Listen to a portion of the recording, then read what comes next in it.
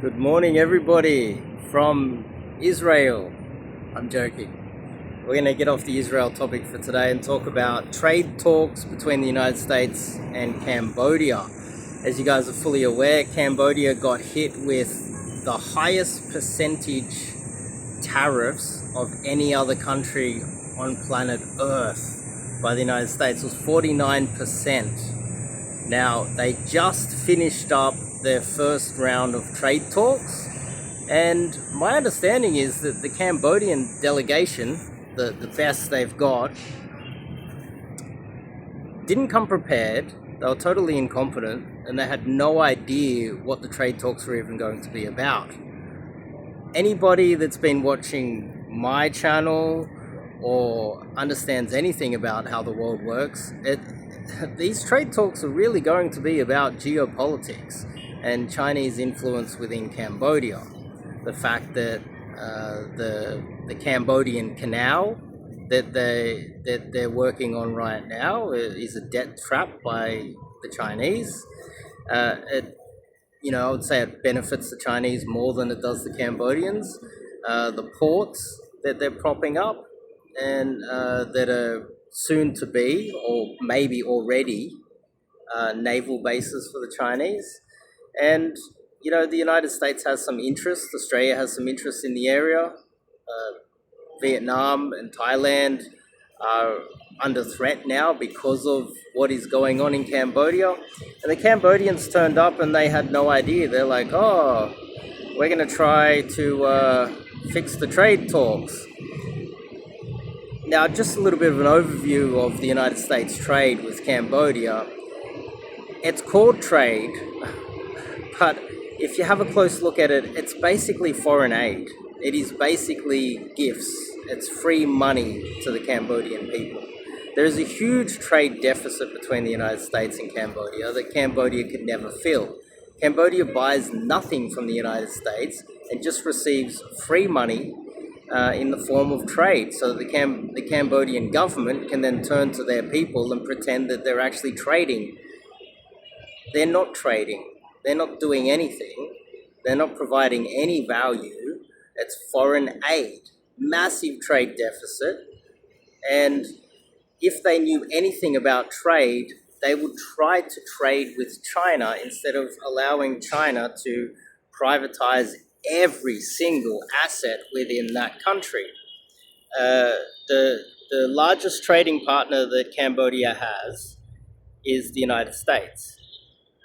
And the United States isn't really trading with them, they're just buying things. So the United States is basically a customer.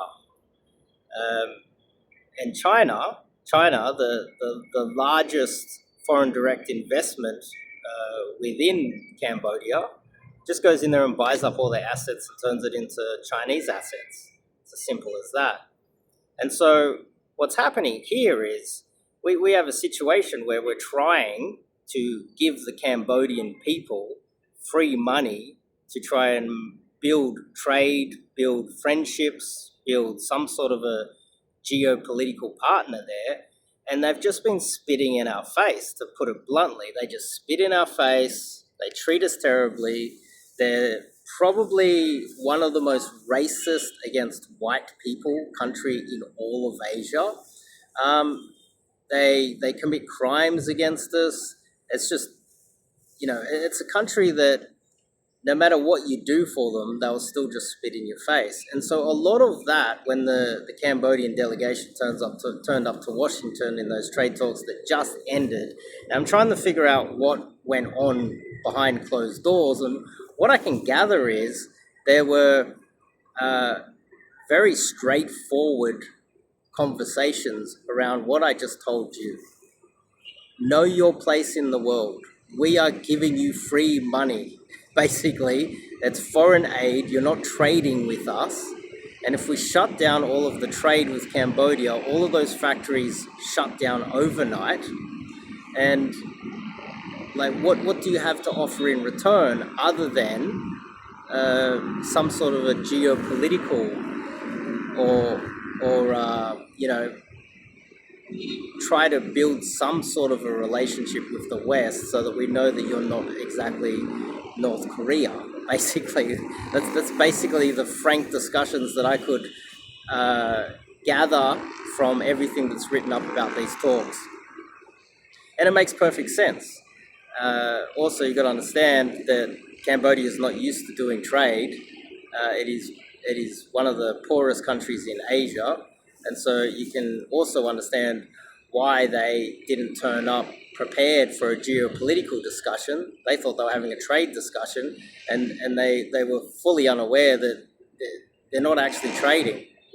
They're just being given free money. They're not actually providing anything real in return, because a lot of the factories that they have, Cambodia produces textiles, t-shirts, shorts, underwear, socks, shoes in some cases. That's all they produce. They don't have an educated population. They just have good demographics for working in factories. That's basically it. And while the United States is sending a lot of money there to buy things that they could buy probably cheaper elsewhere, Cambodia is de-dollarizing. They're selling off all of their assets that can be used for geopolitical purposes to China. And they're in fact isolating and boxing themselves in. On top of that, there is a lot of corruption where you don't have competent people rising to the top. You have some of the most incompetent people rising to the top of government in Cambodia. And so their delegation definitely wasn't their best. It was just someone that wanted to make some money sent to the United States to engage in trade talks when really they're just beggars. There's no other way to put it. Racist beggars that treat us like their enemies and de-dollarize and spit in our face and build up militaries to come back and kill us. That's the best summary of Cambodia you could possibly have. And they're a geopolitical threat to Vietnam and Thailand. Very, very dangerous. It's a tinderbox waiting to explode, and the Chinese know that, and they're setting it up that way. So the trade talks were basically coming to an understanding of what I just told you, explaining to the Cambodians that this is how we see it. This is how we see you. This is what this is.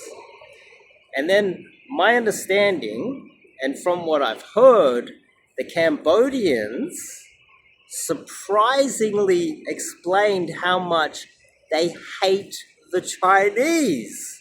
How's this for a twist? They explained how much they hate the Chinese and how they're helpless to push back against the Chinese, and how they're taking over all the infrastructure, and they hate that happening, but they don't have any way to, combat the economic and geopolitical, because they're right on the doorstep of China. They have no way to push back. They ended up just selling off their infrastructure, and China ends up taking things that the Cambodians built. Then, what we did, you see, if we cut Cambodia off, we have no leverage. Then it legitimately becomes North Korea, and a very dangerous form of North Korea. So what did we offer to do? Well, what did the United States offer to do? And as an Australian, what did Australia offer to do? The United States, instead of using the stick, offered the carrot and offered greater trade, in other words, more money. They offered, and Australia is going to have to do all the heavy lifting, by the way. Don't think that the United States is going to do anything about it. They just push a button and they send the cash over, and that money's not earned by the United States anyway. It's stolen from countries like Australia. So really, Australia is paying for almost all of this, and diplomatically we're paying for this. We offered to increase trade with Cambodia, with ASEAN countries, and we are preparing to basically give free coal to the country because Cambodia has an energy problem where just turning on the lights is too expensive for the average Cambodian. The air conditioning that they use, the technology that was invented by white man, now we're going to give them the free coal so that they can keep the air conditioning on all day, just to sweeten the deal, hoping that these racist scumbags eventually see us as human beings and stop being the parasites that they have been for their entire existence. We are going to continue trading with Cambodia, but we're going to increase. Australia has a massive deficit in trade with Cambodia, and my understanding is we're going to increase energy exports to that country and give them a deal so that they can keep the lights on, so that they can keep those factories running that are producing useless things that we don't really need, so that we can continue to give them money, hoping that they come to the diplomatic table and help us out geopolitically. And so basically everything that I just explained to you, the Cambodians came to the table and said that they're helpless, we need more energy, we are stupid, we are uneducated, and the delegation we sent to you is incompetent and definitely not the best because we're corrupt. And we came to the table, the Western powers, well, the United States, and Australia is owned by the United States, and we decided to take them at face value, believe them, again, trust what they're saying, and give them cheaper energy, give them more cash, give them more access to trade. But if that country is as corrupt and racist and incompetent as I saw on the ground, what's the probability of Cambodia ever being a reliable partner? 3% chance? 30% chance if you're generous? So my understanding is that that type of frank discussion happened behind closed doors, and the second round of trade talks start the first week in June. I don't know exactly what day. They probably don't know. They probably just wing it because Cambodia's not high up on the priority list.